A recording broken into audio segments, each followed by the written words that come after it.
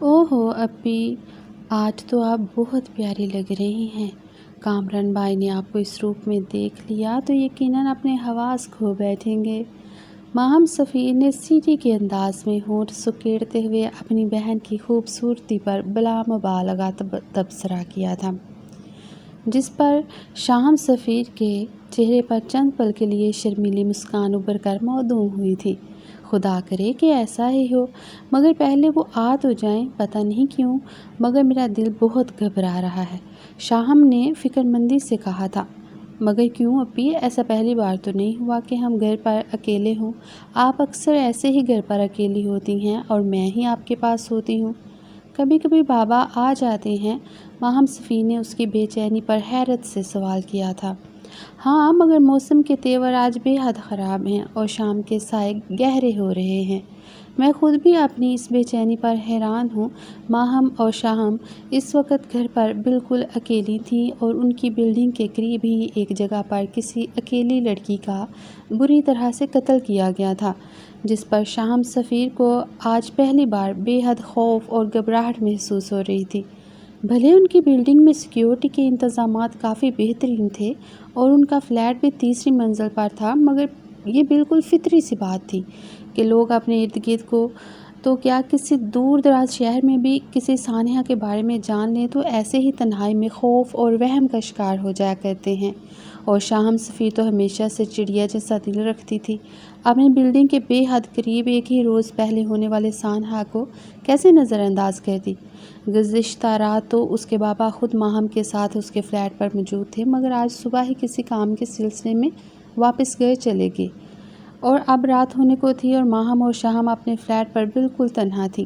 کامران علی عباس کی واپسی کا کچھ پتہ نہ تھا۔ ابھی وہ آپس میں بات ہی کر رہی تھیں کہ باہر سے فائرنگ کی آواز سن کر شاہم سفیر کا رنگ بالکل زرد پڑ گیا۔ بری طرح سے گھبرا کر کانوں پر ہاتھ رکھتے ہوئے ماہم سے بولی، مجھے اسی بات سے خوف محسوس ہو رہا تھا۔ اب ہم کیا کریں گے؟ اگر کوئی ہماری بلڈنگ میں آ گیا اور کسی نے ہمارے فلیٹ میں گھسنے کی کوشش کی تو ہم کیسے خود کو بچائیں گے؟ یہ باتیں سوچتے ہوئے شاہم سفیر اپنے ساتھ ساتھ چھوٹی بہن ماہم سفیر کو بھی بکھلانے پر مجبور کر رہی تھی۔ ایک دم آواز زیادہ قریب سے آتی محسوس ہوئی تو بری طرح چیخ کر دونوں بہنیں ایک دوسرے سے لپٹ گئیں۔ پھر شاہم سفیر نے آگے بڑھ کر کمرے کی لائٹ آف کر دی اور ماہم سفیر کے ہمراہ بیڈ کے نیچے جا گھسی تھی تاکہ خود کو آنے والی مصیبت سے بچا سکے۔ بیڈ کے نیچے چھپی شاہم سفیر خوف سے بری طرح لرز رہی تھی اور اس کی آنکھوں میں آنسو تیر رہے تھے۔ دونوں نے اپنے کانوں پر مضبوطی سے ہاتھ جمائے ہوئے تھے۔ ابھی چند منٹ ہی گزرے تھے کہ کمرے کا دروازہ کھلا۔ کمرے میں کوئی داخل ہوا تھا۔ ہر طرف تاریکی اور گہرا سناٹا محسوس کرتے ہوئے آنے والے نے ارد گرد نظر دوڑائی تھی، مگر چیخوں کا بمشکل گلا گھونٹنے شاہم سفیر نے اپنے منہ پر ایک ہاتھ سختی سے جمائے ہوئے دوسرے ہاتھ کو ماہم سفیر کے منہ پر جما چکی تھی، کیونکہ اگر ایسا نہ کرتی تو یقیناً ان دونوں بہنوں کی چیخیں پورا علاقہ سنتا۔ کامران علی عباسی نے آگے بڑھ کر کمرے کی لائٹ آن کر دی اور ارد گرد حیرت سے دیکھنے لگا۔ اس کو اس بات کا علم تھا کہ اس کی بیوی اور اس کی چھوٹی بہن گھر پر ہی موجود ہیں، ایسے میں فلیٹ میں اس قدر خاموشی اور تاریکی اس کو حیران کر رہی تھی۔ کمرے میں چلتے پھرتے ہر طرف دیکھتے ہوئے اچانک کامران علی عباسی کی نظر بیڈ کے نیچے سے دکھائی دیتے شاہم سفیر کے لرزتے پیر پر پڑی، جو شاید خوف کے باعث بری طرح کانپ رہا تھا، جبکہ شاہم سفیر اس بات سے لا علم تھی کہ اس کا پیر بیڈ سے باہر موجود ہے۔ اس مومی پیر کو دیکھ کر کامران علی عباسی کے لبوں پر ایک دم گہری مسکراہٹ اتری تھی۔ باہر نکلو ڈرپوک لڑکی، تم ایک کمانڈو کی بیوی ہو کر چند پٹاخوں کی آواز سے خوفزدہ ہو گئی۔ کامران علی عباسی نے مسکراتے ہوئے اپنا ہاتھ بڑھا کر خود ہی شاہم سفیر کی ٹانگ سے پکڑا اور اسے بیڈ سے باہر گھسیٹ لیا تھا۔ شاہم سفیر کے چہرے پر خوف اور گھبراہٹ کی بجائے اب شرمندگی کے تاثرات ابھر آئے تھے۔ نین کٹورے برسنے کو تیار تھے، رخساروں پر چھلکتی گلابیاں شرم کے باعث سرخ ہونے لگی تھیں۔ حیا کے بار سے اٹھتی گرتی لمبی پلکیں اس کے خوبصورت چہرے کو چار چاند لگا رہی تھیں۔ کامران علی عباسی کی نظریں بے تابی سے اس کے چہرے سے ہوتی ہوئی اس کے وجود پر گئی تھیں۔ آج شاہم سفیر نے بطور خاص کامران علی عباسی کا پسندیدہ ترین رنگ پہنا تھا، پنک کلر کی کافی باریک سلک کی نائٹی، جس میں سے شاہم سفیر کے جسم کے خد و خال نمایاں ہو رہے تھے۔ کامران علی عباسی نے بے اختیار اپنی اس من موہنی سی بیوی کو باہوں میں بہہ لیا تھا، مگر اس سے پہلے کہ وہ مزید کوئی اور بات کرتا یا کسی گستاخی پر اترتا، شاہم سفیر نے گلا کھنکار کر اس کو باز رہنے کا اشارہ کیا، اور ماہم سفیر جو اپنی جگہ چور سی بن گئی تھی، تیزی سے کمرے سے باہر جا چکی تھی۔ ماہم کو بھی کمرے میں موجود پا کر کامران علی عباسی کی ایک دم خجل سا ہوا تھا، جس پر شاہم سفیر کھلکھلا کر ہنستی اپنے شوہر کو ایک بار پھر اپنی طرف متوجہ کر گئی تھی۔ لگتا ہے میری پیاری بیگم کو آج میرے آنے کی خبر پہلے سے ہی ہو چکی تھی، کامران علی عباسی نے اس کی تیاری پر گہری نظر ڈالتے ہوئے کہا۔ آپ کی آمد کی تو میں ہر روز بے چینی سے منتظر رہا کرتی ہوں، مگر آج مجھے آپ سے ضروری بات کرنی ہے، شاہم سفیر نے کامران علی عباسی کی شرٹ کے بٹن سے کھیلتے ہوئے ایک ادا سے کہا تھا، جس پر کامران علی عباسی دل و جان سے نثار ہوا تھا۔ مجھے بالکل آپ کی طرح بہادر اور مضبوط اعصاب والا بیٹا چاہیے، تاکہ آپ کی غیر موجودگی میں اس کے ساتھ خود کو محفوظ سمجھوں۔ کامران علی عباسی کی سوالیہ نگاہوں کے جواب میں شاہم سفیر نے اپنی خواہش بیان کی تھی، تو مائی ڈیئر وائف، اب میری فوٹو کاپی پا لینے کی خواہش مند ہیں؟ ہاں، مگر ہمیشہ یاد رکھنا، اس دنیا میں مجھ سے زیادہ نہ ہی تمہیں کوئی چاہ سکتا ہے اور نہ ہی میری طرح کوئی تمہاری حفاظت کر سکتا ہے۔ اس سب کے لیے تو تمہیں ساری زندگی مجھ پر ہی انحصار کرنا ہوگا، کامران علی عباسی نے اسے باہوں میں لیے بیڈ پر لٹاتے ہوئے کہا تھا، اور خود بھی اس کے پہلو میں لیٹ چکا تھا۔ آپ کتنے دن کے لیے چھٹی پر آئے ہیں؟ شاہم سفیر نے ایک بار پھر سے سوال کیا تھا، جس پر کامران علی عباسی نے اسے یہ کہہ کر ٹال دیا تھا، میری چھٹی کو چھوڑو، بس ہم آج کی رات کو حسین بناتے ہیں۔ تم میرے ساتھ اب مزید کسی اور ٹاپک پر بات کر کے وقت ضائع کرنے کے بجائے اپنی اور میری بات کرو۔ کامران علی عباسی نے شائستگی سے اس کی بات کو ٹالا تھا۔ شاہم سفیر کامران علی عباسی کی یونیورسٹی میں تعلیم کے حصول کے لیے آنے والی وہ پہلی لڑکی تھی جو پہلی ہی نظر میں کامران علی عباسی کے دل میں گھر کر چکی تھی۔ کامران علی عباسی کا یہ یونیورسٹی کا آخری سال تھا، جبکہ شاہم سفیر اس وقت نیو کمر تھی، مگر ایک خوبصورت دن میں ایڈمیشن آفس کی تلاشی میں پریشان سا چہرہ لیے ادھر ادھر گھومتی شاہم سفیر کامران علی عباسی کی نظر میں آ گئی تھی۔ وہ پچھلے 3 گھنٹے سے مسلسل ادھر سے ادھر خوار ہو رہی تھی، اور وہاں کے اسٹوڈنٹ اس کو پہلے ہی روز یونیورسٹی میں مطلوبہ آفس تلاش نہ کر پانے پر مسلسل زچ کر رہے تھے، جس پر پریشانی کے ساتھ اس کی آنکھوں میں نمی بھی تیر رہی تھی۔ تب کامران علی عباسی نے نہ صرف آگے بڑھ کر اس کو اپنی رہنمائی میں ایڈمیشن آفس تک پہنچایا تھا، بلکہ رفتہ رفتہ ان کے درمیان دوستی مزید گہری ہوتی گئی تھی۔ کامران علی عباسی ایک شریف، سلجھا ہوا اور باوقار قسم کا لڑکا تھا، جسے لڑکیوں کی عزت کرنا بخوبی سکھایا گیا تھا۔ خوبصورت ہونے کے ساتھ ساتھ سنجیدہ اور صاف گو بھی بلا کا تھا۔ یہی وجہ تھی کہ شاہم سفیر کے ساتھ دوستی بھی اس نے ایک حد میں قائم رکھی ہوئی تھی، اور ایک دوسرے کے مزاج جان لینے کے بعد کامران علی عباسی نے خود ہی شاہم سفیر کو اپنے دل کی خواہش صرف الفاظ میں بیان کی تھی، اور ساتھ میں یہ بھی کہا تھا کہ وہ جلد از جلد اپنے والدین کو شاہم سفیر کے گھر بھیجے گا، تاکہ ہمیشہ کے لیے شاہم سفیر کو اپنی زندگی میں شامل کر سکے۔ کامران علی عباسی نے یونیورسٹی سے فراغت پاتے ہی پہلی فرصت میں حویلی جا کر اپنے بابا شاہ زمان عباسی کے سامنے اپنی خواہش رکھ دی، بابا جان، مجھے اپنی یونیورسٹی کی ایک لڑکی بے حد پسند ہے اور میں اسی سے شادی کرنا چاہتا ہوں، کامران نے کہا، مگر انہوں نے صاف الفاظ میں اپنے بیٹے کی خواہش کو رد کر دیا تھا، کیونکہ انہیں اپنے خاندان اور مرتبے کے مطابق ہی بہو چاہیے تھی، جو کہ ان کے خاندانی طور طریقوں کو اچھے طریقے سے جانتی اور اپناتی ہو، اور بنا کہے ایک اچھی عادت مند بہو ثابت ہو۔ اور دوسری وجہ یہ تھی کہ شاہ زمان عباسی کو شہر کی نازک اندام اور ماڈرن قسم کی لڑکیاں بالکل پسند نہ تھیں۔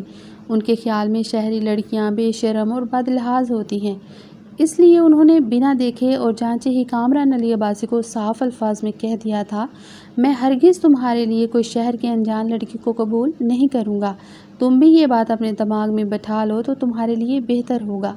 ہم نے تمہاری ہر خواہش پوری کی ہے اور اپنی روایات کے خلاف جا کر تمہیں تمہاری پسند کی یونیورسٹی میں تعلیم حاصل کرنے کی اجازت بھی دے دی، مگر اس کا یہ ہرگز مطلب نہیں ہے کہ اب تم کسی بھی لڑکی کو ہمارے سامنے لا کر کھڑا کر دو گے اور ہم تمہاری اس سے شادی کرنے پر مجبور ہو جائیں گے۔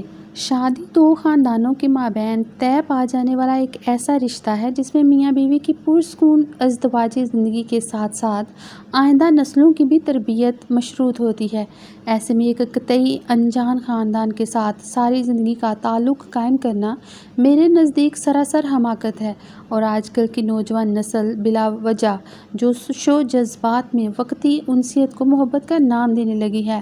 ہم تمہاری بہت جلد شادی کر دیں گے اور اپنی بیوی کی ہمراہی میں تم رفتہ رفتہ اس نام و نہاد محبت کو بھول جاؤ گے اور زندگی میں سکون پاؤ گے، تو ہمیں بھی دعائیں دو گے۔ میری بات کو سمجھو کامران، ضد مت کرنا، میں تمہارا باپ ہوں اور تمہارے بھلے کے لیے ہی کہہ رہا ہوں۔ شاہ زمان عباسی نے اپنے بیٹے کا کندھا تھپتھپاتے ہوئے نہایت ٹھوس لہجے میں اپنا جواب سنایا تھا، جس پر کامران علی عباسی نے وقتی طور پر خاموش رہنا ہی مناسب سمجھا تھا۔ اپنے کمرے میں جا کر بستر پر گرتے ہوئے کامران علی عباسی مختلف سوچوں میں الجھ چکا تھا۔ میں تو سمجھا تھا ہمارا خاندان قبائلی روایات سے کافی آگے نکل چکا ہے۔ تعلیم حاصل کرنے سے ہمارے باپ چچا لوگوں نے شعور پا لیا ہے اور اب وہ فرسودہ رسم و رواج کو بھلا کر فراغ دلی سے جدید طرز زندگی اپنائیں گے اور اپنی اولادوں کو بھی خود ساختہ قبائلی رسم و رواج کی زنجیروں میں نہیں جکڑیں گے۔ مگر اتنا شعور پا کر اور کافی حد تک آزاد خیال ہونے کے باوجود رشتے ناطے اور ایسی کئی باتیں تھیں جن پر آج بھی وہ اپنے پرانے رسم و رواج پر سختی سے قائم ہیں۔ کامران علی عباسی نے افسردگی سے سوچا تھا۔ شام کے وقت حویلی کی پچھلی جانب موجود باغات میں کھڑا وہ غروب آفتاب کو پرشوق نگاہوں سے دیکھ رہا تھا، جب اپنے پیچھے آہٹ محسوس کر کے چونک کر پلٹا۔ السلام علیکم کامران، کیسے ہیں آپ؟ یہ اس کی چچا زاد کزن زرتاشہ تھی، جو نہایت تہذیب سے سلام دعا کر رہی تھی۔ وعلیکم السلام، میں ٹھیک ہوں، کامران علی عباسی نے پرسوچ نگاہوں سے اس کے چہرے کے تاثرات کا جائزہ لیتے ہوئے سنجیدگی سے جواب دیا تھا۔ آپ کب آئے؟ مجھے پتہ ہی نہیں چلا، زرتاشہ نے بات بڑھانے کو کہا تھا، جبکہ کامران علی عباسی کے ماتھے پر گہرے بل پڑ چکے تھے۔ تمہیں میرے آنے اور جانے کی فکر نہیں کرنی چاہیے، اپنے کام سے کام رکھو تو زیادہ بہتر ہوگا۔ کامران علی عباسی نے اپنے تئیں بہت بدمزاجی سے بات کی تھی، مگر زرتاشہ بھی اپنی ضد کی خاصی پکی تھی۔ بے معنی اور ادھر ادھر کی باتوں میں خواہ مخواہ زیادہ سے زیادہ وقت وہاں پہ کھڑے رہنا چاہتی تھی۔ کامران علی عباسی اس کے ہر سوال کا جواب بیزاری سے دے رہا تھا۔ اسی دوران مسلسل اس کے موبائل پر کسی کی کال آ رہی تھی، مگر شاید وہ زرتاشہ کی موجودگی میں کال اٹینڈ نہیں کرنا چاہ رہا تھا، اور یہ بات زرتاشہ نے بہت گہرائی سے محسوس کی تھی، تبھی بولے بنا نہ رہ سکی۔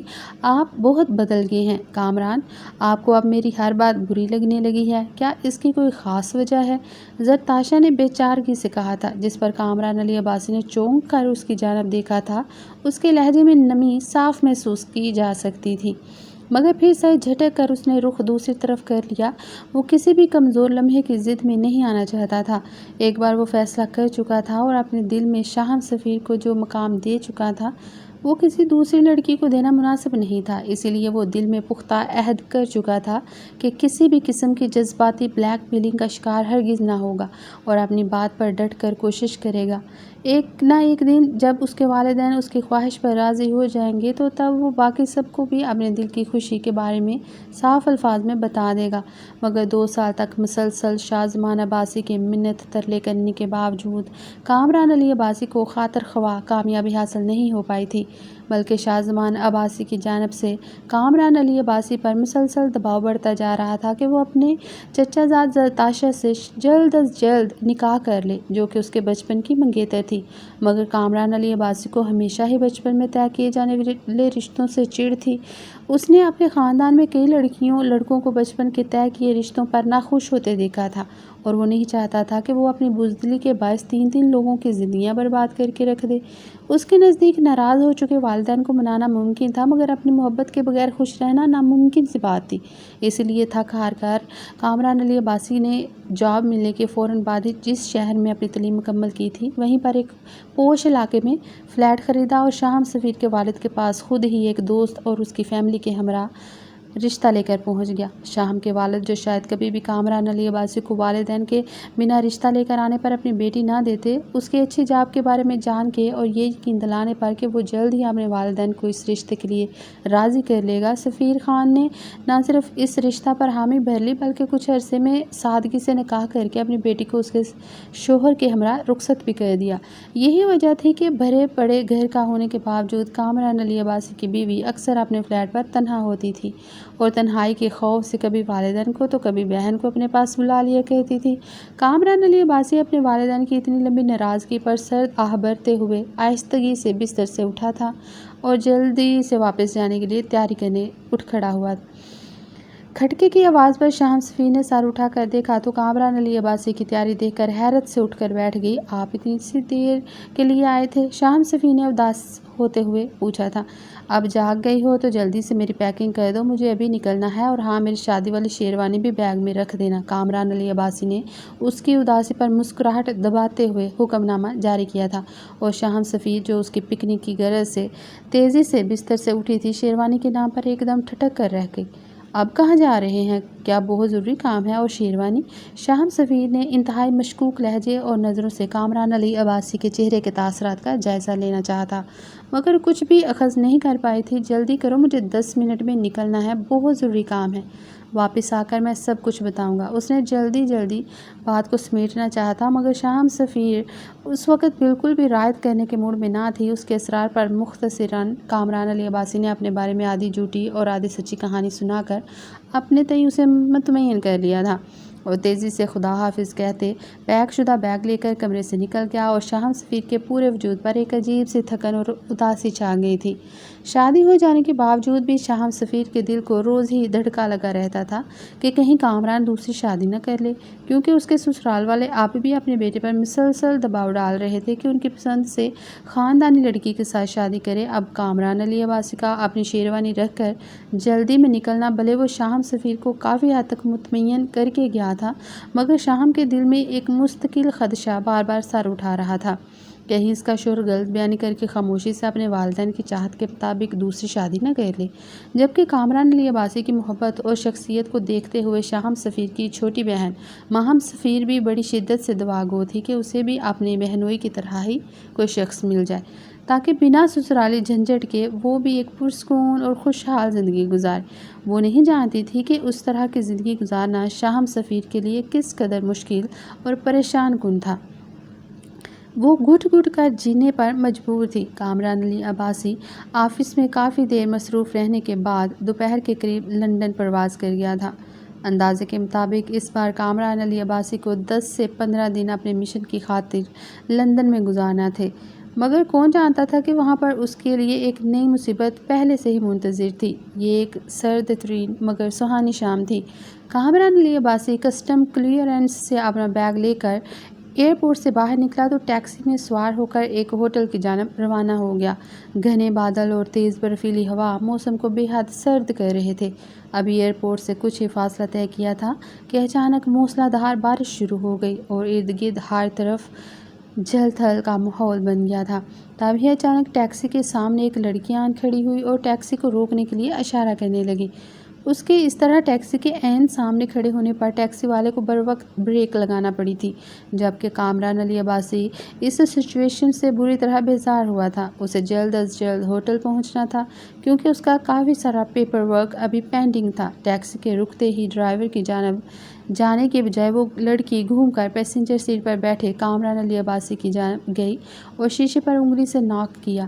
پلیز میری ہیلپ کر دیں، میں اس وقت بے حد مشکل میں ہوں اور موسم بے حد خراب ہے، میں شام کے اس پہر یہاں پر مزید نہیں رک سکتی، خدا کے لیے میری مدد کریں۔ گاڑی کا شیشہ نیچے ہوتے دیکھ کر التجائی لہجے میں وہ لڑکی بولی تھی۔ کامران علی عباسی نے سرسری سی نگاہ سے اس کا جائزہ لیا تو واقعی اس کی ساڑی کا پلو مکمل طور پر بھیگ چکا تھا اور شام کے سائے گہرے ہوتے ہی لندن کی سڑکوں پر کسی جوان لڑکی کا بالکل تنہا رکنا نہایت غیر محفوظ بھی تھا۔ یہی سوچتے ہوئے کامران علی عباسی نے اس لڑکی کو ٹیکسی میں سوار ہونے کی اجازت دیتے ہوئے ٹیکسی ڈرائیور سے کہا کہ میڈم کو جہاں بھی جانا ہے آپ ان کو پہنچا دیجیے گا اور ان کا رینٹ بھی میں ابھی ہی پے کر دوں گا۔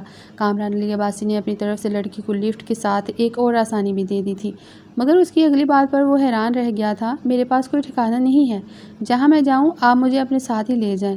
میں آپ سے وعدہ کرتی ہوں کل صبح ہوتے ہی میں اپنا کوئی نہ کوئی بندوبست کر لوں گی، صرف آج کی رات کے لیے مجھے پناہ چاہیے پلیز، اپنی پیاری فیملی کی خاطر۔ ایک قطعاً انجان لڑکی کی اس طرح کی بات سن کر کامران علی عباسی نے چند پل کے لیے کچھ سوچا تھا اور پھر فوراً لڑکی کو ساتھ لے جانے پر بھی حامی بھر لی تھی۔ اس کے خیال میں عورت ذات پر ایک بے ضرر مخلوق ہے، یہ کبھی بھی کسی کے لیے پریشانی یا تکلیف کا باعث نہیں بنتی، مگر وہ نہیں جانتا تھا کہ اگر کسی انسان پر آزمائش آنا ہو تو عورت سب سے زیادہ خطرناک ہتھیار ثابت ہوتی ہے۔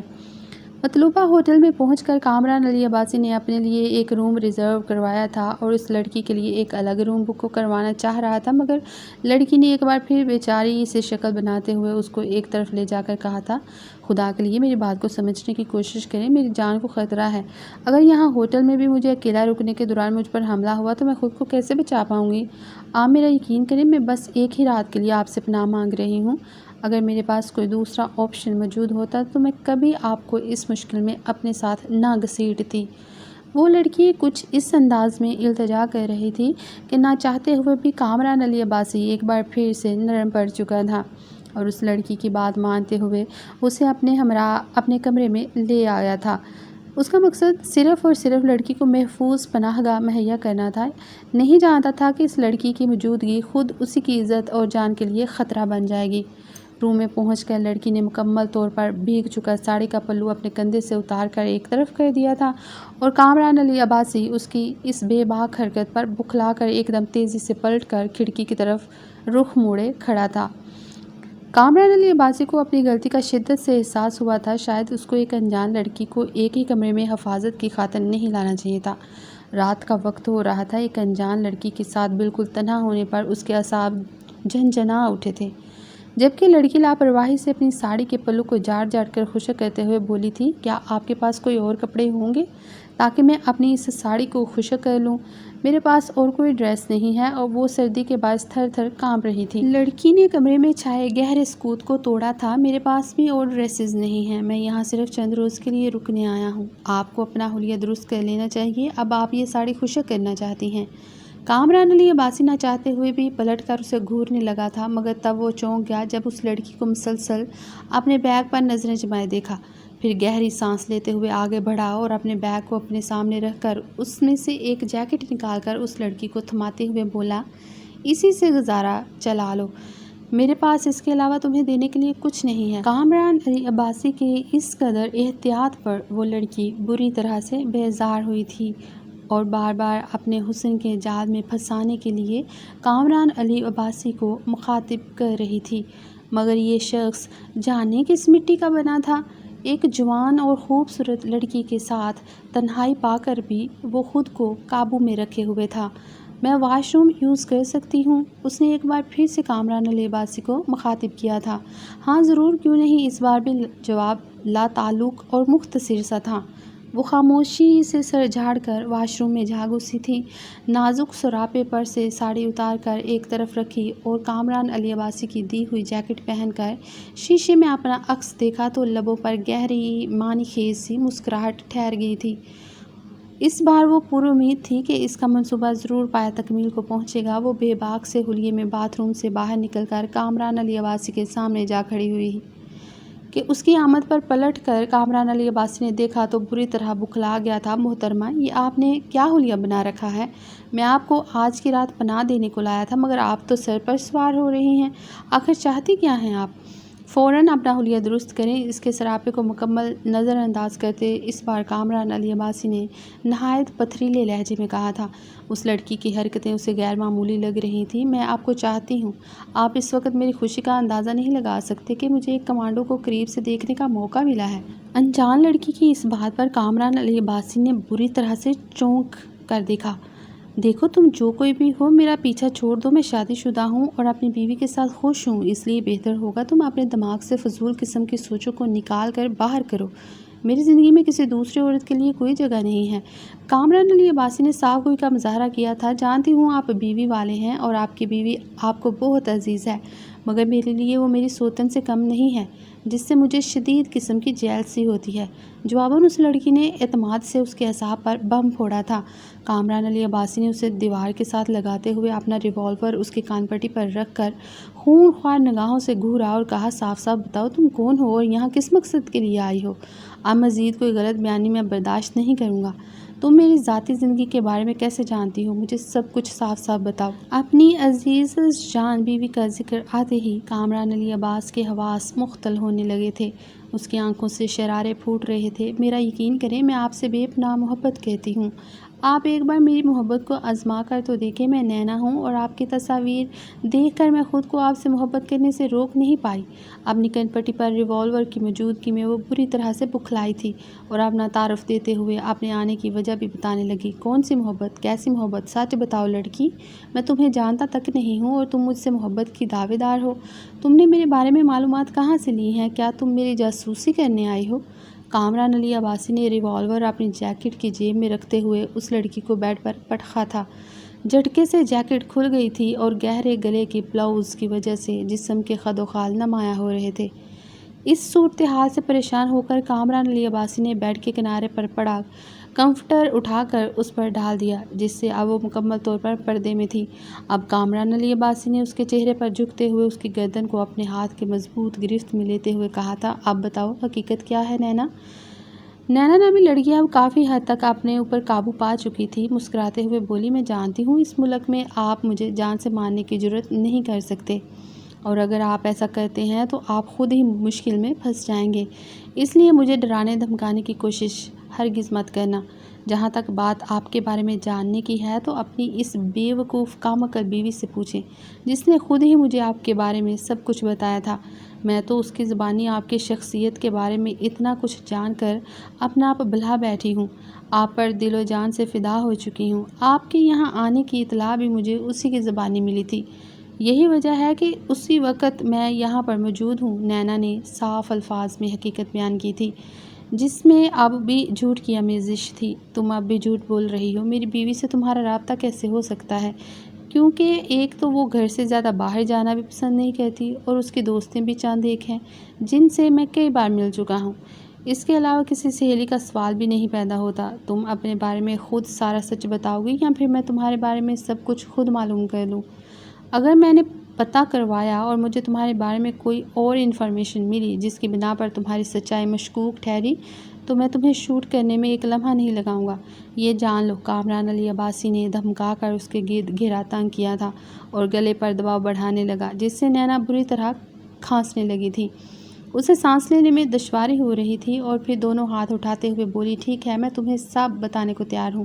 2 منٹ میری بات سن لو، پھر تمہیں میرے بے گناہی کا ثبوت مل جائے گا۔ اس کے اس طرح کہنے پر کامران علی عباسی نے اس کی گردن پر سے ہاتھ ہٹا لیا تھا اور سوالیہ نگاہوں سے اس کی ہی سمت دیکھنے لگا تھا، جیسے اس کے صفائی دینے کا منتظر تھا۔ نینا نے جلدی سے موبائل اٹھا کر فیس بک آن کی اور فرینڈ شپ لسٹ میں سے شاہم سفیر کے ساتھ کی گئی چیٹ اوپن کر کے کامران علی عباسی کے سامنے کرتے ہوئے بولی، یہ سب کچھ مجھے آپ کی بیوی نے بتایا تھا، میں سچ کہہ رہی ہوں۔ اس کے علاوہ میرا نہ کوئی مقصد ہے اور نہ ہی میں کسی جاسوسی وغیرہ کی نیت سے یہاں آئی ہوں۔ نینا موبائل اس کے ہاتھ میں تھماتے ہوئے ساتھ ہی اپنی صفائی میں بولے جا رہی تھی، جبکہ کامران علی عباسی اپنی بیوی کی جانب سے آنے والے میسیجز دیکھ کر بری طرح سے حیرت اور غصے کا شکار ہوا تھا۔ واقعی شاہم سفیر نے واضح الفاظ میں اپنے شوہر کے بارے میں نینا کو بہت کچھ بتایا ہوا تھا اور لندن کے لیے پرواز کرنے کے ٹائمنگ تک تفصیل سے بتا رکھی تھی۔ یہاں سے کامران علی عباسی کو اندازہ ہوا کہ نینا نامی لڑکی اس کی اپنی بیوی کی کم عقلی اور بے وقوفی کے باعث ایئرپورٹ سے ہی کچھ ہی دوری پر راستے میں اس کی منتظر تھی، جبکہ وہ یہاں پر ایک انتہائی خفیہ مشن کے لیے آیا تھا اور آرمی آفیسرز کی اس طرح ہر جگہ پر آنے جانے کی تفصیل کے بارے میں کسی انجان شخص کو علم ہونا کسی بھی طرح خطرے سے خالی نہیں ہوتا۔ یہ دیکھ کر کامران علی عباسی نے ضبط کا مظاہرہ کرتے ہوئے لب بھینچ کر خود کو کچھ سخت الفاظ کہنے سے باز رکھا اور چند منٹ تک گہرے گہرے سانس لینے کے بعد چہرے پر نارمل تاثرات لاتے ہوئے بولا، ٹھیک ہے، مگر میں تمہاری محبت پر کیسے یقین کروں؟ کامران علی عباسی نے اب اس لڑکی کو باتوں میں الجھانا چاہا تھا۔ اس کی اس بات پر نینا کی آنکھوں میں عجیب سی چمک ابھری تھی۔ اب نے سینے پر موجود کمفرٹر کو ایک جھٹکے سے خود سے دور کرتے ہوئے بولی، ایک لڑکی کے لیے جان سے بھی زیادہ قیمتی اس کی عزت ہوتی ہے، اور میں اپنی عزت بذات خود آپ کو سونپنے کو تیار ہوں۔ میری محبت کا اس سے بڑا ثبوت اور کیا ہوگا؟ نینا پرجوش سے ہو کر بولی تھی، ہاں ٹھیک ہے، ایک لڑکی کے لیے اس کی عزت سے بڑھ کر قیمتی کچھ نہیں ہوتا، مگر صرف عزت دار لڑکی کے لیے ہر ایک پر یہ محاورہ لاگو نہیں ہوتا۔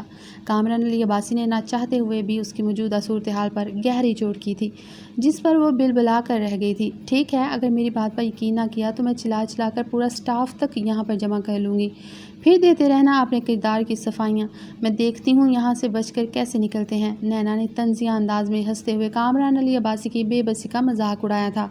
تم مجھے دھمکی دے رہی ہو؟ کامران علی عباسی بپھر کر بولا تھا۔ دھمکی نہیں دے رہی، معاملے کی نزاکت سمجھا رہی ہوں، نینا نے اطمینان سے کہا تھا۔ تمہیں شرم آنی چاہیے لڑکی ہو کر خود کو کسی غیر مرد کی جولی میں ڈالتے ہوئے۔ کامران علی عباسی نے اس کو شرم دلانی چاہی تھی۔ شرم کیوں کروں؟ آپ نے سنا نہیں وہ کیا کہتے ہیں، محبت اور جنگ میں سب جائز ہوتا ہے، نینا نے ایک ادا سے بالوں کو جھٹکتے ہوئے کہا تھا۔ اگر ایسا ہے تو ٹھیک ہے، میں مان لیتا ہوں، مگر سب سے پہلے ہمیں یہاں سے کہیں اور چلنا ہوگا، اس ہوٹل میں مجھے خطرہ محسوس ہو رہا ہے۔ سب سے اہم بات یہ ہے کہ میں نہیں چاہتا کہ میری بیوی کو تمہاری میرے ساتھ موجودگی کا علم ہو اور وہ دکھی ہو جائے۔ کامران علی عباسی نے بھی ہار مان لی تھی۔ بہت چاہتے ہیں آپ اپنی بیوی کو؟ نینا کے لہجے میں حسرت ہی حسرت تھی۔ ہاں بہت زیادہ، تمہاری سوچ سے بھی زیادہ۔ اب تم جلدی سے اپنا حلیہ درست کرو، ہم فوراً یہاں سے جائیں گے۔ کامران علی عباسی نے اپنے لہجے اور انداز کو قدرے نارمل رکھتے ہوئے نینا کو سامنے سے ہٹایا تھا، اور اس کے باتھ روم میں جاتے ہی بیڈ پر بیٹھ کر دونوں ہاتھوں میں سر گراتے ہوئے غصے سے دانت کھچکھچا کر بولا، شاہم سفیر تم اتنی بیوقوف عورت ہو، میں اس بارے میں سوچ بھی نہیں سکتا تھا۔ تم کیسے کسی بالکل انجان لڑکی کو، وہ بھی فیس بک پر فرینڈ شپ کرنے کے بعد، میرے بارے میں اتنا کچھ بتا سکتی ہو، جبکہ یہ بھی جانتی ہو کہ میں کس قدر حساس ڈپارٹمنٹ سے تعلق رکھتا ہوں۔ کامران علی عباسی غصے سے دل ہی دل میں شاہم سفیر سے مخاطب ہوا تھا۔ اس کا بس نہیں چل رہا تھا اپنی بیوی کے پاس پہنچے اور کھینچ کر لگائے اس کو، جس کی زبان بنا بریک کے ہر جگہ چلتی ہے۔ اب تک تو وہ سمجھتا تھا اس کی بیوی کی یہ خوبی بطور خاص اس کے لیے تھی، اسی لیے شاہم سفیر کا پٹر پٹر بولنا اسے مزید پیار کرنے پر اکساتا تھا۔ آج یہ راز فاش ہوا تھا کہ یہ ادا نہیں، عادت تھی شاہم سفیر کی۔ وہ پیٹ میں کوئی بات ٹھہرنے ہی نہیں دیتی تھی۔ پھر اچانک سا جھٹک کر اپنے خیالات کے رخ کو دوسری جانب جانے سے روکتے ہوئے کامران علی عباسی سوچنے لگا کہ اگر اس لڑکی کو زبردستی کمرے سے باہر بھیجے یا عقل دلانے کی کوشش کی گئی تو یہ میرے لیے مصیبت کھڑی کر سکتی ہے، اس لیے سب سے پہلے مجھے کسی محفوظ مقام پر پہنچنا ہوگا، اس کے بعد جلد از جلد اس لڑکے سے چھٹکارا حاصل کرنا انتہائی ضروری ہے، ورنہ میں کسی بڑی مصیبت میں پھنس سکتا ہوں۔ کامران علی عباسی کا دماغ تیزی سے اگلا لائحہ عمل تیار کر رہا تھا۔ نینا اپنی ساڑی باندھ کر ساری کی فال درست کر کے کافی بہتر حلیے میں واپس لوٹ آئی تھی۔ اب اس کا سینہ مکمل طور پر ڈھکا ہوا تھا۔ کامران علی عباسی کی جیکٹ اس کی جانب بڑھاتے ہوئے نینا کے چہرے پر فاتحانہ مسکراہٹ پھیلی تھی۔ اس سے جیکٹ لے کر بازو پر ڈالتے ہوئے کامران علی عباسی نے سرعت سے اپنا بیگ اٹھایا اور تیزی سے کمرے کے دروازے کی طرف گیا۔ نینا بھی بڑی ادا سے اس کے پیچھے بال لہراتے ہوئے چلنے لگی۔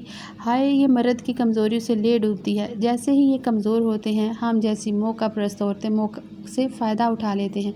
خیر، مجھے اس سب سے کیا لینا دینا، اس شخص کی یہی کمزوری میرے لیے بے حد فائدہ مند ثابت ہوئی کہ ہے اب میں جلد از جلد اپنا مقصد حاصل کر لوں گی۔ نینا نے خیالوں کی دنیا میں کھوئے جانے کہاں تک سفر طے کر لیا تھا۔ تب تک کامران علی عباسی نے کاؤنٹر پر پہنچ کر چیک آؤٹ کیا اور ہوٹل سے نکل کر ایک گاڑی رینٹ پر بلا لی جسے وہ خود ہی ڈرائیو کر رہا تھا، اور پیسنجر سیٹ پر نینا بالکل کسی فیملی ممبر کی طرح پورے اعتماد سے بیٹھی دوسری جانب رخ کر کے مسکرا رہی تھی۔ ہوٹل سے دور جاتے ہوئے کامران علی عباسی نے قدرے الگ راستہ چنا تھا اور ایک ویران روڈ پر جاتے ہوئے بظاہر مسکرا کر نینا کے چھوٹے موٹے سوالوں کے غلط جواب دے رہا تھا۔ ایک بیوقوفی وہ نینا جیسی دھوکے باز لڑکی پر اعتماد کر کے پہلے کر چکا تھا، جس کے نتیجے میں کسی بڑی مصیبت میں مبتلا ہونے کا خطرہ سر پر منڈلا رہا تھا۔ اب غصہ دکھا کر مزید کوئی مصیبت کھڑی کرنا اسے ہرگز گوارا نہیں تھا۔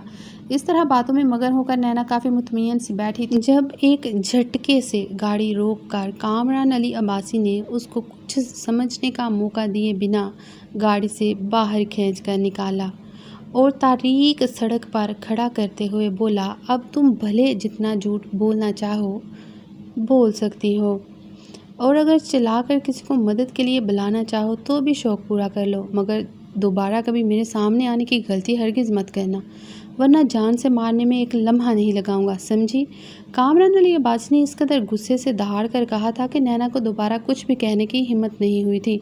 वो अब सही मानों में सहम कर रह गई थी, क्योंकि वो एक नाजुक सी लड़की थी और सामने खड़ा ऊंचा चौड़ा मर्द इस वक्त इस कदर गज़बनाक हो रहा था कि लगता था अभी उसको गोलियों से भून कर रख देगा। उसको वहाँ पर घबराए हुए तासरात के साथ खड़ा छोड़कर कामरान अली अब्बासी ने तेज़ी से गाड़ी वापसी के लिए मोड़ी थी। अब उसका रुख सीधा एयरपोर्ट की जानिब था, ताकि पहली मुमकिन फ़्लाइट से वापस पाकिस्तान लौट जाए। रात का बकिया हिस्सा कामरान अली अब्बासी ने एयरपोर्ट पर ही गुजारा था। इस दौरान नैना जैसी आफत के बारे में मालूमात इकट्ठी की थी, ताकि वापस जाकर सीनियर ऑफिसर्स को रिपोर्ट करना आसान हो। सुबह को 6 बजे की फ़्लाइट से वो वापस पाकिस्तान के लिए टेक ऑफ कर चुका था। सारा रास्ता गुस्सा और दिमाग को गर्म किए हुए था और वो जबड़े भींचकर गुस्से पर काबू पाने की सही करता रहा था। पाकिस्तान पहुंचकर पहले ऑफिस पहुंचा, ताकि सीनियर्स को इमरजेंसी में वापस लौट आने की वजह बता सके। ऑफिस में दाखिल होकर कामरान अली अब्बासी ने सामने बैठे फील्ड मार्शल को अदब से सलाम किया और फील्ड मार्शल अरसलान हसन अपने सामने कमांडर कामरान अली अब्बासी को देखकर हैरान हो गया था। इतनी जल्द वापसी की वजह फील्ड मार्शल का लहजा चुभता हुआ था। सर, वहाँ की सूरत हाल बिल्कुल मुवाफिक नहीं थी कि मैं अपना मिशन कंप्लीट कर सकता। मेरे जाने से पहले ही किसी एजेंसी को मेरी खबर हो चुकी थी। मेरी शनाख्त के साथ मेरा मिशन भी ज़ाहिर हो सकता था, इसलिए मुझे किसी की नज़र में आए बिना वापसी का फ़ैसला करना पड़ा। कामरान अली अब्बासी ने इतनी जल्दी, वो भी बिना अपना फ़र्ज़ पूरा किए, वापस आने की वजह तफसील से अपने सीनियर्स के गोश गज़ार की थी।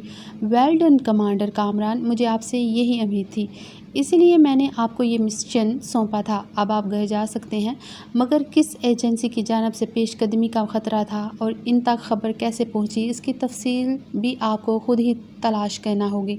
जल्द अज जल्द मुझे इस बारे में रिपोर्ट करें और हालात के साजगार होने तक फ़िलहाल इस मामले पर मुकम्मल तौर पर खामोशी इख्तियार कर लें। फील्ड मार्शल अरसलान हसन ने कामरान अली अब्बासी को बरवक्त सही फ़ैसला करने पर सराहते हुए आइंदा काम की हिदायत देते हुए वापसी की इजाज़त दे दी थी। इस वक्त कामरान अली अब्बासी के चेहरे से उसकी थकन का बखूबी अंदाज़ा लगाया जा सकता था। इजाज़त मिलते ही वो सीधा अपने फ़्लैट की जानिब रवाना हुआ था। वहाँ पहुंचकर सामने का मंजर उसके गुस्से को मज़ीद भड़का गया था। शाहम सफ़ीर अपनी छोटी बहन के अलावा एक जवान लड़के को भी फ़्लैट में बुलाकर बैठी थी और बड़े मुतमईन अंदाज में हंस हंस कर बातें करने में मसरूफ़ थी। और वो लड़का शाहम सफ़ीर को वर्गला रहा था कि क्या शाही, ऐसा भी कौन सा मिशन है जिसमें शेरवानी की ज़रूरत पड़ गई तुम्हारे दुल्हा मियाँ को? ज़रूर कोई गड़बड़ है, तुम्हें सख्ती से सवाल करना चाहिए था। वो मज़ीद भी फुलझड़ियाँ छोड़ता कि कामरान अली अब्बासी, जिसका गुस्सा पहले ही 7वें आसमान पर पहुंचा हुआ था, उस नज़ारे पर वो भड़क कर आगे बढ़ा और दहाड़ा के शाहम सफ़ीर को पुकारा तो वो अचानक और इतने बिगड़े हुए तेवर के साथ सामने खड़े अपने शोहर को देख रही थी। आप कब आए? सब खैरियत तो है ना? उसने बुखलाकर सवाल किया था, मगर कामरान अली अब्बासी ने ज़बत के कड़े मराहल से गुजरते हुए खामोशी से कमरे में चले जाना मुनासिब समझा था। ऐन मुमकिन था कि मज़ीद यहाँ रुकता तो सबके सामने शाहम सफ़ीर को खूब खरी खरी सुना देता, और गुस्से में इंसान अक्सर इतना गलत बोल देता है कि बाद में पछतावे ही मुकद्दर ठहरते हैं। अपने शोहर के मिजाज को देखते हुए शाहम सफ़ीर ने अपने कज़न के साथ ही अपनी बहन माहम सफ़ीर को भी घर रवाना कर दिया था और फिर घबराई हुई कमरे में दाखिल हुई तो कामरान अली अब्बासी को गुस्से से कमरे में इधर से उधर टहलते देखा था। उससे पहले कि वो कुछ बोलने को मुनासिब अल्फाज तलाश करती, कामरान अली अब्बासी ने बिना एक भी लफ्ज़ कहे आगे बढ़कर उसके हाथ से मोबाइल छीन कर पावर्ड ऑफ कर दिया था। शाहम सफ़ीर ने बड़े सब्र से अपने शोहर को ये कार्रवाई करते देखा था, तो उसका मतलब है कि अब आपको मुझ पर एतमाद भी नहीं रहा, आप मुझ पर और मेरी मोहब्बत पर शक कर रहे हैं। शाहम सफ़ीर ने ज़ख्मी निगाहों से कामरान अली अब्बासी के चेहरे का बगौर जायज़ा लेते हुए दिल में मुखातब किया था, जबकि कामरान अली अब्बासी अब भी फूला हुआ मुँह लेकर रुख फेरे खिड़की के सामने जा खड़ा हुआ। आज उसके अंदाज में वालहानापन मफकूद था। कामरान अली अब्बासी इस परेशानी का मुस्तकिल इलाज तलाश करना चाहता था, ताकि दोबारा कभी इन सब बातों की नौबत ही ना आए। काफ़ी देर मुख्तलिफ पहलुओं पर गौर व फिक्र करने के बाद हतमी फ़ैसला किया और फिर काफ़ी हद तक मुतमईन होते हुए पिछली 2 से 3 रातों की नींद को पूरा करने की खातिर बिस्तर पर दराज हो चुका था। शाहम सफ़ीर आंखों में आई नमी को छुपाते हुए तेज़ी से कमरे से निकलती चली गई। उसे आज कामरान अली अब्बासी का ये रवैया بہت تکلیف میں مبتلا کر رہا تھا، مگر وہاں پرواہ کسے تھی۔ اگلی صبح کو کامران علی عباسی نے شاہم سفیر کو اپنا ضرورت کا سامان پیک کرنے کو کہا تو اس سے مزید بے رخی و بے اعتنائی برداشت نہ ہوئی تو ایک دم سے پھٹ پڑی تھی کہ کیا میں نے اتنا سنگین جرم کر دیا ہے کہ اب مجھے خود سے جدا کر رہے ہیں۔ شاہم سفیر کی آواز بھر آ گئی تھی۔ اس کے اندازے کے مطابق کامران علی عباسی اب اس کو ہمیشہ کے لیے واپس اس کے میکے بھیج رہا تھا اور یہ سوچنا ہی اس کے لیے سہانے روح تھا۔ مزید کچھ کہنے کی بجائے وہ پھوٹ پھوٹ کر رونے لگی تو کامران علی عباسی نے ایک جھٹکے سے آگے بڑھ کر اسے گلے سے لگاتے ہوئے کہا، تم مجھے بہت عزیز ہو شاہم سفیر، ایسے کیسے تمہیں خود سے الگ کر سکتا ہوں؟ پاگل لڑکی، ہاں تم پر غصہ تھا اس لیے تم سے بات نہیں کر رہا تھا کہ کہیں کچھ الٹا سیدھا بول کر تمہیں ہرٹ نہ کر دوں، بس اتنی سی بات تھی، تم کچھ زیادہ ہی سوچ رہی ہو۔ کامران علی عباسی نے اس کا سر تھپکتے ہوئے تسلی دی تھی۔ کس بات پر اتنا غصہ ہے کہ آپ نے مجھ سے ملنا تک گوارا نہیں کیا؟ اتنے اجنبی لہجے میں بات کی تھی آپ نے کل مجھ سے، شاہم سفیر نے سسکتے ہوئے کہا تھا۔ چھوڑو اس بات کو، بس اتنا جان لو کہ میں تمہیں لے کر واپس حویلی جانا چاہتا ہوں، تم چلو گی نا میرے ساتھ؟ کامران علی عباسی نے بہت پیار سے پچکارا تھا، مگر حویلی واپس لوٹ جانے کا سن کر شاہم سفیر مزید پریشان ہو کر رہ گئی تھی۔ کیا اس کے شوہر نے شادی کر لی ہے یا اب وہاں جا کر شادی کرنے والا ہے؟ شاہم سفیر سوچ کر رہ گئی تھی اور پھر 2 روز کے بعد ہی شاہم سفیر اور کامران علی عباسی حویلی واپس لوٹ گئے تھے، جہاں زرتاشا عباسی آج بھی یقیناً اپنے منگیتر کے انتظار میں بیٹھی تھی۔ کافی عرصے بعد بیٹے کو سامنے دیکھ کر زہرا عباسی اور شاہ زمان عباسی نے فی الوقت خاموشی سے بیٹے کی واپسی پر خیر مقدم کیا تھا، مگر کب تک انتظار کیا جا سکتا تھا؟ ایک روز شاہ زمان عباسی نے وہی پرانی ضد دہرائی تھی کہ کامران بیٹا، اب تو اپنے باپ کی بات مان لو، آخر کب تک ہمیں اپنے پیچھے خوار کرواؤ گے؟ شاہ زمان عباسی کے لہجے میں اداسی گھلی ہوئی تھی، شاید وہ خود اپنے بھائی کے سامنے شرمندہ ہو کر رہ گئے تھے۔ کامران علی عباسی اپنے بابا کی اداسی پر لب بھیج کر خاموش ہو گیا اور شاہم سفیر جو ساری باتیں سن چکی تھی خاموشی سے پلٹ کر کمرے میں چلی گئی تھی۔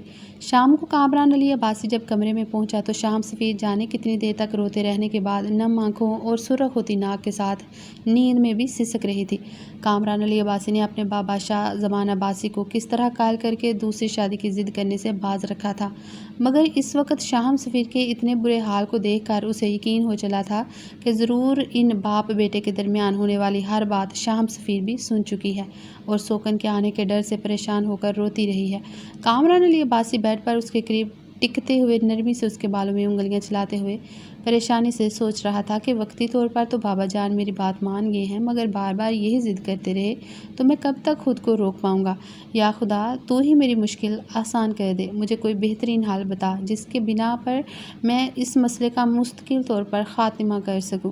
اس نے بڑی آس سے آسمان کی جانب چہرہ کر کے اپنے رب سے دعا کی تھی، اور اتنی لگن سے اپنے رب سے دعا کی جائے تو وہ کیسے اپنے بندوں کی دعائیں رد کر سکتا ہے؟ کامران علی عباسی کی بھی دعا قبولیت کا درجہ پا چکی تھی۔ شاہم سفیر نے اپنے پاس کسی کی موجودگی محسوس کر کے پٹ سے آنکھیں کھولی تھیں اور کامران علی عباسی کو سامنے دیکھ کر ایک جھٹکے سے اٹھی تھی اور اس کے گل سے لگتے ہوئے زاروں قطار رونے لگی تھی۔ کامران، آپ نے مجھ سے وعدہ کیا تھا کہ آپ کبھی مجھے سوکن جیسے آزمائش سے نہیں گزاریں گے۔ میں نے آپ کی اسی بات کا یقین کرتے ہوئے آپ سے شادی کی تھی۔ آپ جانتے ہیں میں بھی آپ سے بے پناہ محبت کرتی ہوں اور آپ کو کسی دوسری عورت کے ساتھ شیئر کرنے کے بارے میں سوچ بھی نہیں سکتی۔ خدا را میرے ساتھ یہ ظلم مت کیجیے، اب تو میں آپ کو اولاد کی خوشی دینے والی ہوں، اب آ کر میرے ساتھ یہ زیادتی کرنا بالکل ٹھیک نہیں ہوگا۔ اب آپ نے بابا کو سمجھائیں، شاہم سفیر روتے ہوئے بنا رکے بولی چلی گئی تھی، جبکہ کامران علی عباسی اسی ایک بات پر ٹھہر سا گیا تھا، اس لیے اس کو مزید بات کرنے سے ٹوک کر بولا تھا، ایک منٹ شاہم سفیر، تم نے ابھی کیا کہا ہے، ذرا پھر سے کہنا۔ کامران علی عباسی نے حیرت و بے یقینی کے ملے جلے تاثرات کے ساتھ اس کو آنکھوں میں جھانکتے ہوئے کہا تھا۔ شاہم سفیر نے پہلے تو ناسمجھی سے اپنے شوہر کی جانب دیکھا، پھر اچانک خیال آنے پر اعتماد سے بولی، ہاں میں سچ کہہ رہی ہوں، میں آپ کو اولاد کی خوشی دینے والی ہوں۔ شاہم سفیر نے ہر ایک لفظ پر زور دیتے ہوئے کہا تھا، تم نے مجھ سے اتنی بڑی خوشی پہلے کیوں چھپائی؟ کامران علی عباسی خوشی کے ساتھ ساتھ ناراضگی کا اظہار کرتے ہوئے بولا تھا، جب مجھے پتہ چلا تھا تب آپ واپس لندن جا چکے تھے۔ میں آپ کو فون پر بتانے کے بجائے کچھ فرصت ملنے پر آپ کی واپسی پر ہی بتانا چاہتی تھی تاکہ آپ کے چہرے پر خوشی کے تاثرات کو دیکھ سکوں، مگر اس کی نوبت ہی نہیں آئی۔ کل جب آپ آئے تھے تو کافی تھکے ہوئے تھے اور آج مجھے آپ سے بات کرنے کا موقع ہی نہیں ملا، اور پہلے میں نے آپ کی اور بابا جان کی باتیں سن لی، اس کے بعد میرے لیے ہر بات جیسے بے معنی سی ہو گئی ہو۔ شاہم سفیر نے سوں کرتے ہوئے خبر کی تاخیر کے بارے میں تفصیل سے بتایا تو کامران علی عباسی نے ایک بار پھر سے مسکراتے ہوئے اسے گلے سے لگا لیا تھا۔ My love, my life, my dear wife, تم نے مجھے زندگی کی سب سے بڑی خوشی دی ہے۔ فرتے جذبات سے جیسے کامران علی عباسی کو سمجھ میں نہیں آ رہا تھا کہ وہ کیا بات کرے۔ اگلے روز پہلی فرصت میں کامران نے اپنے والدین کے سامنے یہ خوشخبری رکھتے ہوئے ان سے درخواست کی تھی کہ اس خوشی کی خاطر آپ لوگ میری بیوی کے طور پر شاہم سفیر کو دل سے قبول کر لیں۔ میں اب دوبارہ اس خاندانی بیوی کے موضوع پر بات نہیں کرنا چاہتا۔ میں آپ کو پہلے ہی بتا چکا ہوں کہ بچپن کے طے شدہ رشتے مجھے ہمیشہ سے ہی ناپسند تھے۔ اگر مجھے شاہم سفیر سے محبت نہ ہوتی تب بھی میں زرتاشا سے کبھی شادی نہ کرتا۔ اب آپ سب بھی اس بات کو قبول کر لیں۔ کامران علی عباسی نے التجائیہ لہجے میں اپنے ماں باپ سے کہا تھا، جس پر وہ لوگ بھی خوش ہو کر بولے تھے، ٹھیک ہے، اب جب ہماری بہو ہمیں اولاد کی خوشخبری بھی سنا چکی ہے تو ہم مزید خاندانی بہو لانے کے لیے ضد نہیں کریں گے۔ حالانکہ ان سب کے لیے مجھے اپنے بھائی کے سامنے پہلے ہی کافی شرمندگی اٹھانا پڑی ہے، مگر ایک بار اور سہی، اس بار میں تمہارے چچا سے صاف الفاظ میں انکار کر دوں گا تاکہ وہ مزید تمہاری امید نہ رکھے اور زرتاشا کا رشتہ اس کے ماموں کے ہاں کر دیں، جو کافی عرصے سے زرتاشا عباسی کو اپنی بہو بنانے کا خواہشمند ہے۔ شاہجہاں عباسی نے کامران علی عباسی کو تسلی دیتے ہوئے کہا تھا، اور پھر کچھ عرصے میں زرتاشا کی شادی اس کے ماموں کے گھر ہو گئی تھی۔ کچھ عرصہ تک چچا کی فیملی ان کے ساتھ ناراضگی کا اظہار کیا تھا، مگر رفتہ رفتہ سب کچھ ٹھیک ہو چلا تھا۔ شاہم سفیر کو اس خوشخبری کے بعد ہاتھوں ہاتھ لیا جا رہا تھا۔ 2-3 ملازمہ مستقل طور پر شاہم سفیر کے پاس موجود رہتی تھیں تاکہ کسی بھی کام کے لیے بروقت حاضر ہو سکیں۔ کامران علی عباسی بھی اب پہلے سے زیادہ اپنی من چاہے بیوی کو توجہ دینے لگا تھا، اور اسی توجہ کا فائدہ اٹھاتے ہوئے شاہم سفیر نے ایک بار پھر کامران علی عباسی سے اس کی ناراضگی کی اصل وجہ پوچھی تھی، جس پر کامران علی عباسی نے پہلے تو ٹال مٹول سے کام لینا چاہا، مگر جب وہ بضد ہوئی تو گہری سانس بھر کر بولا، جب میں لندن گیا تھا تو تمہاری بیوقوفی کی وجہ سے وہاں پر ایک ایجنسی میری موجودگی کے بارے میں پہلے سے ہی آگاہ ہو چکی تھی، اور مجھے ٹریپ کرنے کے لیے انہوں نے اسی شام میں میرے ایئرپورٹ سے نکلتے ہی ایک لڑکی بھی میرے پاس بھیج دی تھی۔ اگر میں بروقت عقل مندی سے کام نہ لیتا تو عین ممکن تھا کہ میں وہاں پر گرفتار ہو جاتا یا نامعلوم افراد کے ہاتھوں قتل کر دیا جاتا، اور کسی کو کانوں کان خبر تک نہ ہو پاتی۔ تم نے فیس بک پر کسی بھی انجان لڑکی سے فرینڈ شپ کر کے کیسے اس پر اتنا اعتبار کر لیا کہ اس کو میرے بارے میں سب کچھ تفصیل سے بتاتی چلی گئی، حالانکہ تم اچھی طرح جانتی ہو کہ میرا تعلق کتنے حساس ڈپارٹمنٹ سے ہے۔ جانتی ہو میں نے اپنے سینئر آفیسرز کو ابھی تک اس بارے میں رپورٹ پیش نہیں کی کہ اس ایجنسی تک میرے وہاں پہنچنے کی خبر کس طرح سے پہنچی تھی۔ اگر کبھی میرے ڈپارٹمنٹ والوں کو یہ بات پتہ چل جاتی کہ میری اپنی بیوی نے ہی میرے بارے میں یہ خبر لیک کی ہے تو مجھے کس قدر شرمندگی کا سامنا کرنا پڑے گا۔ یہی وجہ تھی کہ میں تم پر بے حد غصہ تھا، اور تمہارا موبائل بھی میں نے اسی وجہ سے تم سے چھین لیا تھا، تمام سوشل اکاؤنٹس بھی بلاک کر دیے، اور تمہارے موبائل کو بھی پاورڈ آف کر کے رکھ دیا تھا تاکہ دوبارہ کبھی مجھ سے اس قسم کی پریشانی کا سامنا نہ کرنا پڑے۔ تمہاری وجہ سے وہ کام جس کو میں 2 ماہ پہلے سر انجام دینے والا تھا اب جا کر مکمل ہوا، اور اتنی تاخیر کی وجہ سے 2 افراد مارے بھی جا چکے ہیں، اور ہمارا بہت زیادہ نقصان ہوا ہے۔ میں بھی بڑی مشکل سے وہاں سے جان بچا کر واپس آیا ہوں۔ تم لڑکیاں جانے کیسے فیس بک، انسٹا وغیرہ پر کسی بھی انجان لڑکی یا لڑکے سے تھوڑی سی سلام دعا کرتے ہی اس قدر گھل مل جاتے ہو کہ اپنے گھر کی باتیں بھی سامنے والے کو بتانے لگتے ہو، یہ جانے بغیر کہ وہ تمہاری اس بیوقوفی کو تمہارے خلاف ہی استعمال بھی کر سکتا ہے۔ دنیا میں رہنے کے کچھ اصول ہوتے ہیں، ہر کسی پر اندھا دھند اعتبار نہیں کرنا چاہیے، بلکہ عقل مندی اسی میں ہے کہ جس پر آپ کو بے حد اعتماد ہو اس کو بھی اپنی گھریلو باتیں ہرگز نہ بتائی جائے، کون جانے کب کوئی کسی کا دشمن بن جائے۔ شاہم سفیر کے بار بار اصرار کرنے پر کامران علی عباسی نے آج اس کو تلخ حقیقت سے آگاہ کر ہی دیا تھا، جس پر شاہم سفیر بری طرح سے شرمندہ ہو چکی تھی، اور وہ تنہائی اور فراغت کے باعث فیس بک پر کسی اچھی دوست کی متلاشی تھی جسے اپنے دل کی ہر بات کہہ سکے۔ ایسے میں جانے کب اس نے یہ غلطی ہوئی کہ اس نے اپنے ہی شوہر کے لندن جانے کے بارے میں اپنی اس فیس بک فرینڈ کو اطلاع کر دی تھی، مگر خدا کا لاکھ لاکھ شکر تھا کہ اس کا شوہر بحفاظت واپس لوٹ آیا تھا، جبکہ یہ پچھتاوا شاید شاہم سفیر کے ساتھ ساری زندگی تک چلنا تھا کہ اس کی وجہ سے 2 لوگوں کی جان جا چکی ہے۔ کسی نے کیا خوب کہا ہے کہ کم عقل دوست کے بجائے دانا دشمن رکھنا بہتر ہے۔ سوشل میڈیا نے انسانی عقل کو زنگ لگا کر رکھ چھوڑا ہے۔ ہر انسان اپنی سمجھ بوجھ کو ایک جانب رکھتے ہوئے وقتی تفریح کی خاطر بہت سی غلطیاں کرنے لگا ہے۔ اس بات کا اندازہ ہی نہیں ہو پاتا۔ پتہ تب چلتا ہے جب کوئی خسارہ حصے میں آتا ہے۔ Please like, share and do subscribe my channel for watching more videos. Thank you.